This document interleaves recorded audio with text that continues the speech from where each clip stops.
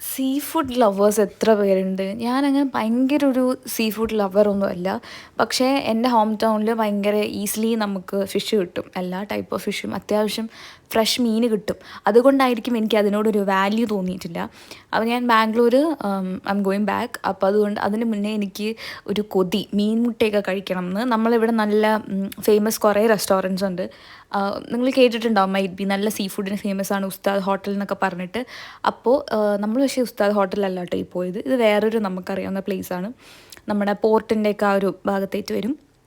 അപ്പോൾ അവിടെ പോയപ്പോൾ മീൻമുട്ട ഉണ്ടായിരുന്നു. ലക്കിലി എല്ലാ ദിവസവും അങ്ങനെ എപ്പോഴും കിട്ടണമെന്നില്ല.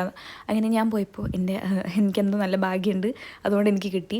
ആൻഡ് വാസ് ലൈക്ക് സോ യം. നമ്മളൊരു ഹമൂറ് പറഞ്ഞു ആൻഡ് മീൻമുട്ട പറഞ്ഞു ആൻഡ് ചൂര പറഞ്ഞത് ഫോർ മൈ ബ്രദർ. അവന് അതാണ് ഏറ്റവും ഇഷ്ടമുള്ള മീൻ. അവന് വേറെ അങ്ങനെ ഫിഷൊന്നും ഭയങ്കര ഇഷ്ടമല്ല.